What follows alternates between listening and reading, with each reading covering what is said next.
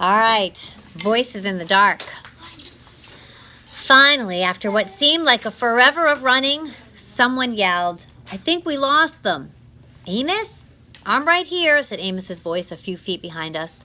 "We can stop," Miles yelled from farther up. "Jack," I yelled. "Whoa," said Jack, "I'm here." "I can't see a thing." "Are you sure we lost them?" Henry asked, letting go of my arm. That's when I realized that he had been the one who was pulling me as we ran. "Yeah, shh, let's listen." We all got super quiet, listening for footsteps in the dark. All we could hear were the crickets and frogs and our own crazy panting. We were out of breath, stomachs hurting, bodies bent over our knees. "We lost them," said Henry. "Whoa, that was intense. What happened to the flashlight?" "I dropped it." "How did you guys know?" said Jack. "We saw them before. They look like jerks."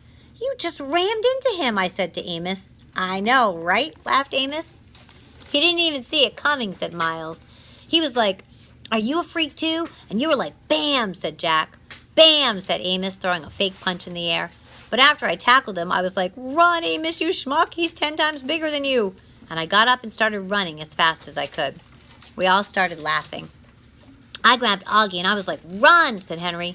"I didn't even know it was you pulling me," I answered. "That was wild," said Amos, shaking his head. "Totally wild." "Your lip is bleeding, dude."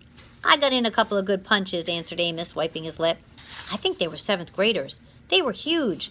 "Losers!" Henry shouted really loudly, but we all shushed him. We listened for a second to make sure no one had heard him. "Where the heck are we?" asked Amos. "I can't even see the screen." "I think we're in the cornfields," answered Henry. "Duh, we're in the cornfields," said Miles, pushing a cornstalk at Henry. "Okay, I know exactly where we are," said Amos. "We have to go back in this direction. That'll take us to the other side of the field."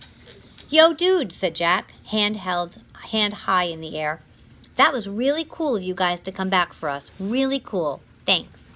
"No problem," answered Amos, high-fiving Jack. And then Miles and Henry high-fived him too.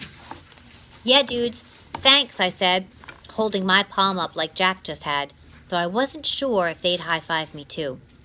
Amos looked at me and nodded. "It was cool how you stood your ground, little dude," he said, high-fiving me.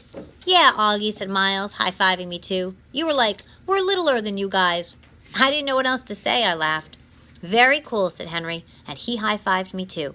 "Sorry I ripped your sweatshirt." I looked down, and my sweatshirt was completely torn down the middle.